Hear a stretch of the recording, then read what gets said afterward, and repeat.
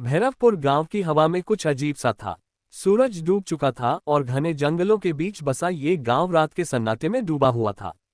अर्जुन शर्मा, जो कई सालों बाद अपने पैतृक गांव लौटा था, अपनी पुरानी हवेली के आंगन में खड़ा था।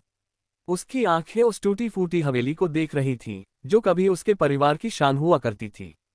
लेकिन अब ये सिर्फ खंडहर थी। दीवारें जर्जर, खिड़कियां टूटी और हर कोने से अंधेरे की साय साय की आवाज। कितना कुछ बदल गया है, अर्जुन ने सोचा, अपनी सिगरेट का धुआं हवा में उड़ाते हुए।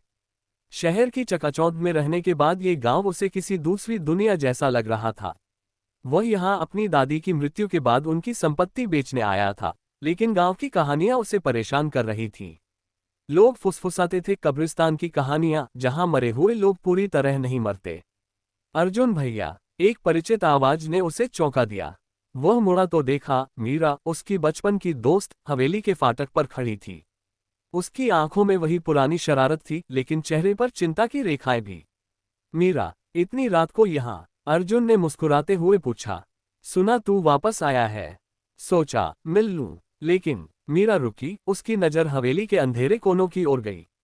ये जगह अब वैसी नहीं रही अर्जुन। सावधान रहना। सावधान? किससे? भूतों से, अर्जुन ने हंसते हुए कहा, लेकिन मीरा का चेहरा गंभीर रहा।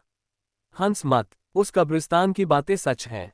लोग कहते हैं, जो वहां दफन होता है वह कभी पूरी तरह नहीं जाता। मीरा की आवाज में डर था, जो अर्जुन को अजीब लगा। बकवास है ये सब, अर्जुन ने कहा, लेकिन उसके मन में एक अजीब सी बेचैनी उठने लगी।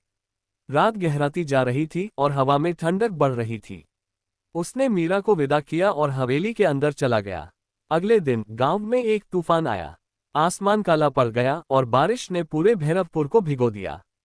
अर्जुन, जो अपनी दादी की संपत्ति का जायजा लेने जंगल के किनारे गया था, एक चट्टान से फिसल गया। उसका सिर पत्थर से टकराया और वह बेहोश हो गया। जब उसकी आंख खुली, वह एक अंधेरे, तंग जगह में था। हवा भारी थी और चारों ओर मिट्टी की गंध। उसने अपने हाथ पैर हिलाने की कोशिश की, लेकिन लकड़ी की दीवारें उसे रोक रही थीं।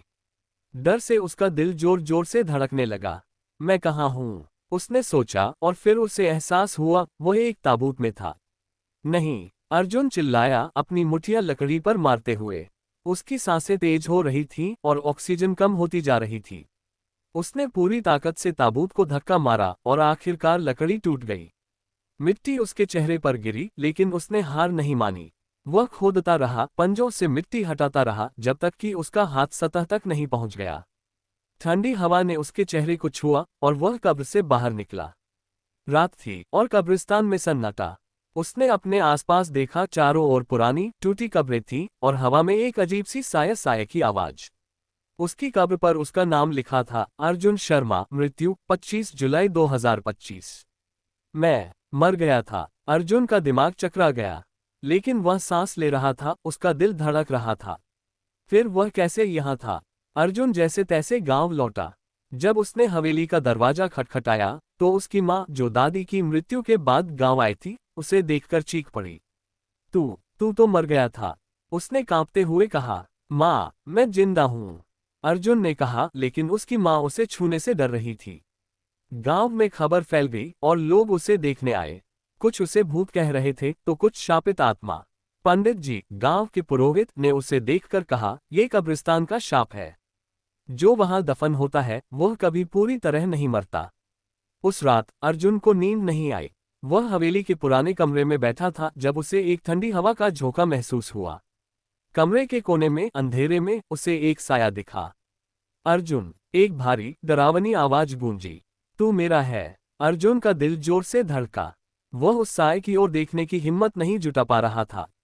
लेकिन जब उसने सिर उठाया तो वहां कुछ नहीं था, सिर्फ अंधेरा।